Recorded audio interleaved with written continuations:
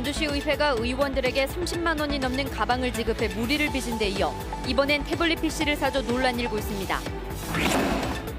군산의 근로자들의 재취업을 돕기 위한 고용위기 종합지원센터가 운영되고 있지만 내년 예산은 반영되지 않아 존속 여부가 불투명합니다. 군산의 한 소금 공장 인근 농민들이 공장 폐수로 벼가 말라 죽는 피해를 입었다고 호소해 군산시가 조사에 나섰습니다. 경북에 이어 두 번째로 지난해 국립산림치유원을 만드는 사업이 본격화됐습니다. 여러분 안녕하십니까? JTBC 8시 뉴스입니다. 전주시의회가 지난달에 시의원들의 업무용으로 30만 원이 넘는 가방을 구입해서 무리를 빚은 적이 있습니다. 이번에는 태블릿 PC를 단체 구입해서 논란이 일고 있습니다. 반납하지 않고 가져가 버린 시의원도 있습니다.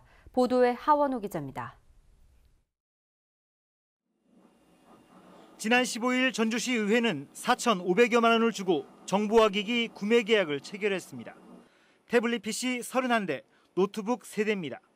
전주시의회는 의원 34명에게 임기 동안 사용하도록 제공했다는 설명입니다. 하지만 시의원들 가운데는 이미 노트북을 보유하고 있는 의원들이 적지 않습니다. 개인적인 것도 있어야 되지만 개인적으로 써야 되는 노트북도 있어야 되지만 공적으로 써야 되는 노트북도 필요할까봐. 태블릿 PC는 임기 동안에만 사용하고 퇴임할 때는 반납하도록 돼 있습니다. 하지만 지난 10대 의원 가운데 3명은 엄연한 공유재산인 태블릿 PC나 노트북을 반납하지도 않고 의회를 떠나버렸습니다. 그래서 가시면서 그거를 반납 안 하셨다고 말씀을 하시더라고요. 네, 이사를 한번 하려고. 네. 그 당시 때 그게 노트북이 찌까리잖아요. 그 노트북이 날려갖고 어디 가버립니다. 정보화 장비는 개인적인 용도로도 사용될 수 있기 때문에 의원이 개인적으로 구매하는 것이 적절하다는 지적입니다. 문제가 됐던 가방 구입처럼 이번 그 태블릿 PC나 그 개인 PC 역시도 개인 장비이기 때문에 의정에 필요할 뿐만 아니라 생활 전반에 필요한 거라서 의원 각자 개인이 그것을 부담하는 게 맞다. 고가의 가방에서부터 태블릿 PC까지 시민들의 눈높이와 맞지 않는 전주시의회의 행태에 대해서 곱지 않은 시선이 끊이지 않고 있습니다.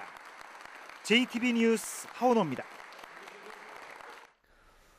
고용위기 지역인 군산의 근로자들의 재취업을 돕기 위한 고용위기 종합지원센터가 운영되고 있습니다. 그런데 내년 정부 예산에 지원센터 사업비가 포함되지 않아서 내년 운영에 큰 차질이 예상되고 있습니다. 김진영 기자가 보도합니다.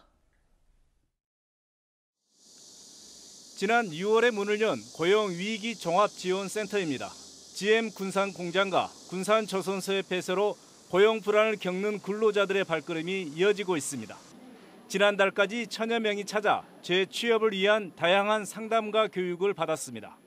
초기 상담을 통해서 구직자의 그 현 상태를 파악을 하고 심리, 교육, 어떤 재취업, 직업훈련 등 맞춤형 교육 서비스를 지원하기 때문에 사람들이 많이 찾는 것 같습니다. 그러나 많은 근로자들이 찾고 있는 고용위기 종합지원센터가 내년에도 운영될지는 지켜봐야 할 상황입니다. 고용위기 지원센터의 운영 기간은 내년 4월로 24억 원을 투입해 다양한 사업을 진행합니다. 그러나 그 이유가 문제입니다. 고용노동부의 내년 예산에 지원센터의 사업비가 포함되지 않아 문을 닫을 가능성도 배제할 수 없습니다. 고용노동부는 군산의 고용위기 지역 지정이 내년에 연장되면 추경 예산을 통해 사업비를 확보하겠다는 설명입니다. 군산 위기 지원센터 지원으로 해서 예산을 우리가 별도 편성하는 게 아니고 고용위기 지역 전체로 놓고 봐서 이제 예산 편성 작업을 하기 때문에 그거는 그때 상황 봐서 이제 또 이게 이제 조정하거나. 고용노동부의 설명대로 사업비가 확보되더라도 차질이 불가피할 전망입니다. 고용위기지원센터의 운영 기간은 내년 4월로 정부 추경 예산은 6월에 확정되다 보니 2달의 공백이 발생하기 때문입니다. 고용위기종합지원센터가 문을 닫거나 운영에 차질을 빚을 경우 그 피해는 근로자들에게 돌아갈 수밖에 없어 대책이 필요해 보입니다. JTBC 뉴스 김진영입니다. 군산의 농경지에서 벼가 말라 죽는 피해가 발생했습니다. 이 농민들은 인근 소금 공장에서 흘러나온 폐수가 원인이라고 주장하고 있습니다. 주혜인 기자의 보도입니다. 푸른빛을 띄어야 할 모가 누렇게 말라버렸습니다. 물이 가득 차 있어야 할 노는 바닥을 드러낸 채 갈라졌습니다. 농민들은 6월 초 모를 심고 물을 댄 뒤부터 모가 계속 죽어나갔고 이런 일이 3년 전부터 반복됐다고 말합니다. 그때는 비가 자주 와서 이 물이 희석이 되니까 나중에 수확하는 데 지장이 없었어요. 힘들긴 했어도.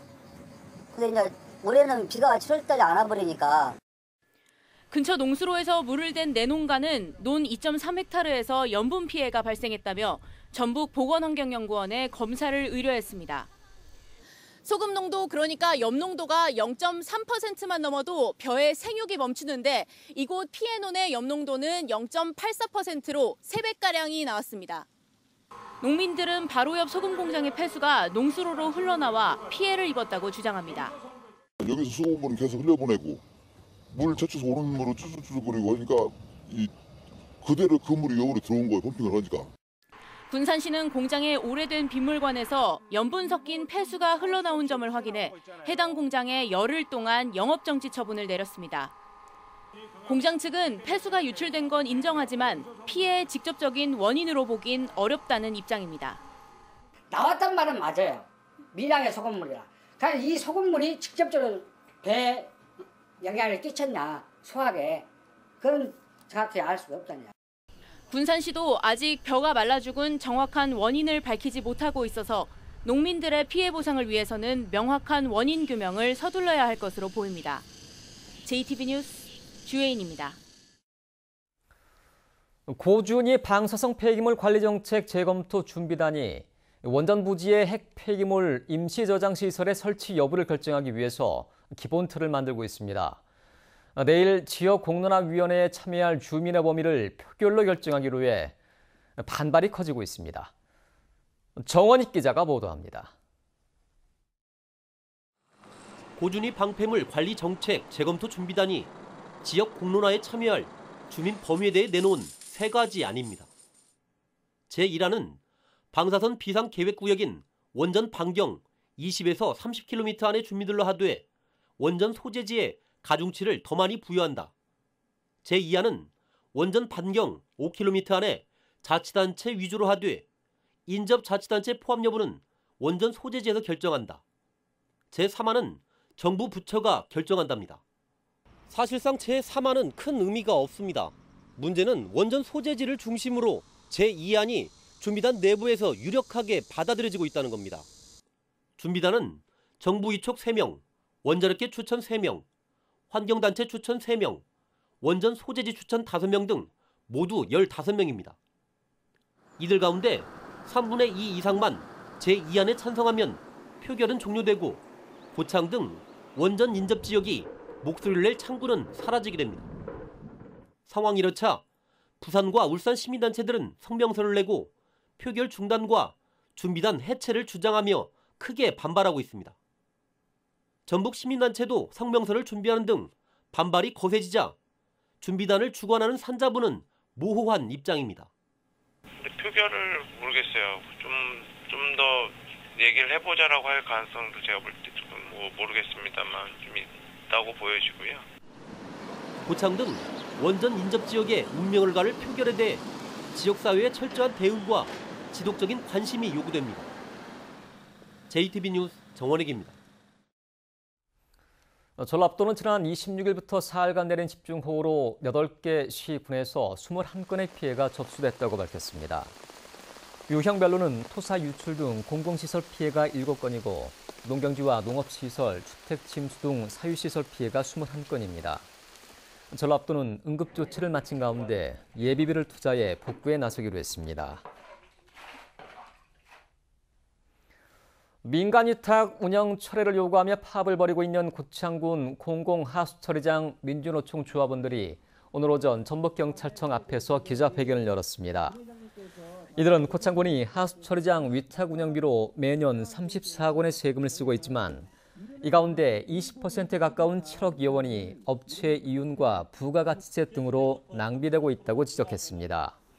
또한 물가 인상률에 못 미치는 임금으로 생존권이 위협받고 있다며 직접 고용을 통해 열악한 노동 환경이 개선돼야 한다고 주장했습니다. 경북에 이어 두 번째로 지난해 국립산림치유원을 만드는 사업이 본격화됐습니다. 홍삼 등 한방치료로 차별화할 예정인데 지역 경제에도 도움이 될 것으로 기대됩니다. 권대성 기자입니다. 진안군 백운면 덕태산 일대입니다. 산림청이 이곳 600만 제곱미터에 662억 원을 들여 오는 2022년까지 국립지덕권 산림치유원을 만듭니다. 2년 전 경북 영주에 이어 두 번째입니다. 산림청과 전라북도 진안군이 차질 없는 조성에 협력하기로 하고 사업을 본격화했습니다.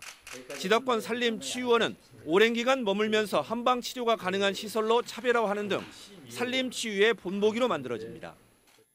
진안 지역이 가지고 있는 문화자원들을 적극적으로 좀 활용하고요. 고산지대이기 때문에 여러 가지 산약초라든가 이런 부분들을 적극적으로 활용하고 시대적 흐름을 뛰어넘는 새로운 산림치유 공간으로 한 차원 높게 개발을 해서 여기야말로 꼭 가보고 싶은 곳 이렇게 만들어줘야만 성공할 것이다 저는 겁니다. 산림치유원은 지난해 홍삼 한방, 관광산업 등과 연계해 지역경제 활성화에도 도움이 될 것으로 기대를 모으고 있습니다. 산림치유원이 들어오게 되면 한방은 당연한 거죠. 그래서 약초를 생산하고 가공, 유통하는 체계도 활성화되리라고 생각합니다. 지덕권 산림치유원은 지난 박근혜 정부가 공약사업임에도 예산 지원을 외면해 중단될 뻔했습니다. 하지만 사업 규모를 줄이고 새 정부 들어 예산이 반영되면서 본격적인 사업 추진이 가능해졌습니다. JTB 뉴스 권대성입니다. 전북과 경남북의 7개 시군에 있는 가야고분군의 세계유산 등재가 추진됩니다. 문화재청과 전북, 경남북의 10개 자치단체는 오늘 가야고분군 세계유산 등재를 위해 지자체의 인력과 예산 분담, 추진위원회 구성 등에 합의했습니다. 전라북도는 남원과 경남북 6개 시군에 있는 가야고분군을 오는 2021년 세계유산으로 등재시킨다는 목표입니다. 군산 해경 함정에서 경찰관 등 14명이 식중독 의심 증세를 보여 보건당국이 역학조사에 나섰습니다. 군산해양경찰서는 지난 27일 관할 해역에서 경비 임무를 하던 300톤급 경비 함정에서 14명이 복통과 설사 등 식중독 의심 증세를 보인 것으로 파악하고 역학조사를 의뢰했다고 밝혔습니다. 해경 측은 물도 수질 검사를 의뢰하고 역학조사 결과가 나오는 대로 재발 방지 대책을 세울 계획입니다. 전주지법 남원지원 제2형사부는 유권자에게 금품을 제공한 혐의로 기소된 장수군수 후보 62살 이모 씨에게 징역 8개월의 집행유예 2년을 선고했습니다. 6.13 지방선거에 군수 후보로 출마한 이 씨는 올해 1월 선거구민이 운영하는 가게에서 간병비 명목으로 현금 20만 원을 건네고 지난해 12월에는 또 다른 유권자에게 3만 원 상당의 사과 한 상자를 제공한 혐의로 기소됐습니다. 이 형이 확정되면 이 씨는 10년간 피선거권이 박탈됩니다. 군산해양경찰서는 어제 오후 3시쯤 실종 신고된 72살 허모 씨가 오늘 오전 10시 40분쯤 동백대교 및 군산항 일부두 해상에서 숨진 채 발견됐다고 밝혔습니다. 허 씨는 어제 오후 보호자와 함께 외출했다가 혼자 택시를 타고 사라진 것으로 알려졌고 사체 발견 지점인 동백대교에선 허 씨의 것으로 보이는 신발과 복대가 함께 발견됐습니다. 해경은 실종 가능성 등을 두고 사건을 수사하고 있습니다. 익산경찰서는 편의점에서 종업원을 흉기로 위협한 뒤 현금을 훔쳐 달아난 혐의로 26살 최 모 씨에 대해 구속영장을 신청했습니다. 최 씨는 지난 24일 새벽 1시 50분쯤 익산시 함여릅의 편의점에서 종업원을 흉기로 위협하고 금고에서 현금 42만 원을 훔쳐 달아난 혐의를 받고 있습니다. 경찰 조사 결과 최 씨는 생활비가 없어서 범행을 저지른 것으로 드러났습니다. 비와 함께 해제됐던 폭염주의보가 정읍과 임실에 다시 내려졌습니다. 대부분 지역에서 비는 그쳤지만 무주와 진안은 저녁부터 내일 오후까지 소낙성 비가 내리겠습니다. 예상되는 비의 양은 10에서 최고 50mm이고 단시간 좁은 지역에 강하게 내릴 것으로 예상돼 철저한 호우 대비가 필요합니다. 내일은 구름 많은 가운데 한낮 기온은 전주가 31도, 익산과 군산 30도로 오늘과 비슷하겠습니다. 비는 모레 목요일부터 본격적으로 다시 시작돼 금요일까지 이어지겠습니다.